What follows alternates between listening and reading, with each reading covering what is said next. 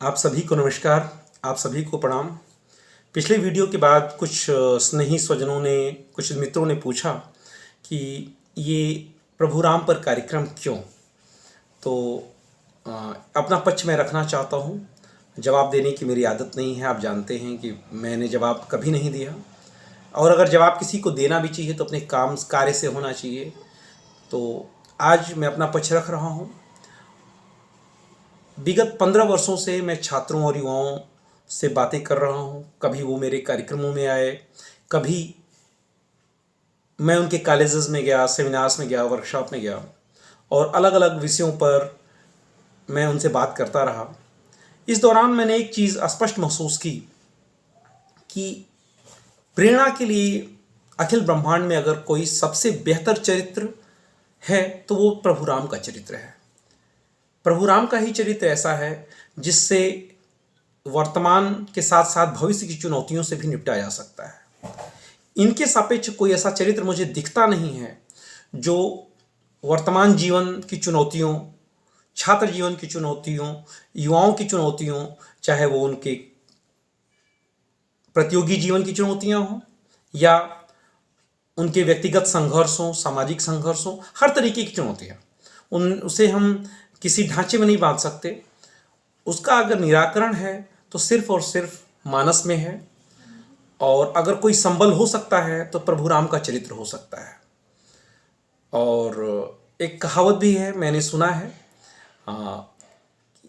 पैसे दोनों तरीके से आते हैं, रामनामी बेचने से भी और कफन बेचने से भी।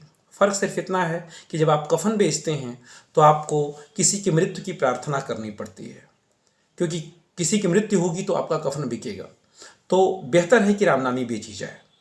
रामनामी का सेंस यहाँ शाब्दिक रूप से न लें। रामनामी का अर्थ है कि वो कार्य जिससे किसी का भला हो, किसी का बेहतर हो। तो इस उद्देश्य के साथ अगर हम कार्य करें तो ज़्यादा बेहतर है।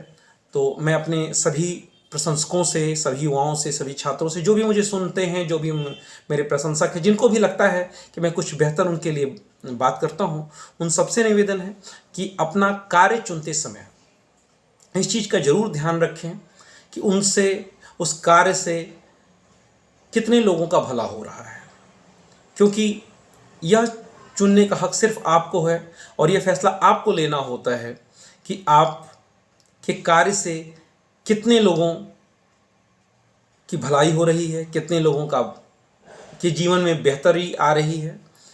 तो ये एक विचार था जिसने मुझे प्रेरित किया।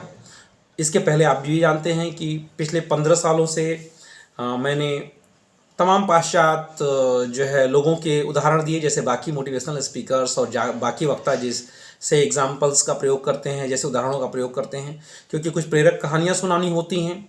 उन प्रेरक कहानियों के माध्यम से कोई भी मोटिवेटर हो, कोई भी वक्ता हो, सभी वक्ताओं का प्रारूप लगभग एक है कि हम कुछ बिंदुओं पर बात करते हैं और उन बिंदुओं पर बात करने के उपरांत कुछ प्रेरक कहानियाँ सुनाते हैं जिससे युवाओं को, छात्रों को या श्रोताओं को प्रेरित किया जा सके। हमारे पास ज़्यादातर साहित्य या ज़्यादातर जो कंटेंट है वो पाश्चात्य का है, तो हमें उन्हीं का अनुसरण करना होता था। देर से आई समझ, इस चीज़ के लिए मैं क्षमा प्रार्थी हूँ कि यह बात मुझ तक जो है मुझे देर से समझ में आई। ये मेरी अपनी नासमझी हो सकती है कि प्रभु राम के चरित्र जो इतना उदात्त चरित्र है, जो किसी को भी प्रेरित कर सकता है, उस चरित्र तक मैं इतनी देर से क्यों पहुंचा। ये तकलीफ है और रहेगी कि प्रभु राम से बेहतर चरित्र अगर नहीं है तो मैं वहां तक, प्रभु की ही इच्छा थी, हो सकता है कि प्रभु की इच्छा हो कि मैं उन तक कितनी देर तक पहुंचा, उनके चरित्र। और मैं जानने का भ्रम तो नहीं रखता, समझने की कोशिश कर रहा हूँ, लगातार पढ़ रहा हूँ, लगातार समझ रहा हूँ, और जितना समझ रहा हूँ वही जो समझता हूँ उसी पर आपसे बात करता हूँ, उसी तरीके की वीडियोस बनाता हूँ, वही आपके स्कूल्स कॉलेजेस में उन्हीं विषयों पर बात करता हूँ। तो ये मेरा पक्ष है, यह मेरा पक्ष है कि प्रभु से बेहतर चरित्र कोई और हो नहीं सकता। उनसे ज़्यादा कोई ऐसा चरित्र नहीं है जो छात्रों, युवाओं, हम सब के लिए उतना प्रेरक चरित्र नहीं है। इसलिए मैंने यह राह चुनी है, और आपसे भी निवेदन है कि आप वही राह चुनें जिसमें सबका कल्याण हो, जिसमें सबकी बेहतरी हो और सुख तो आपका व्यक्तिगत सुख तो आवश्यक ही है।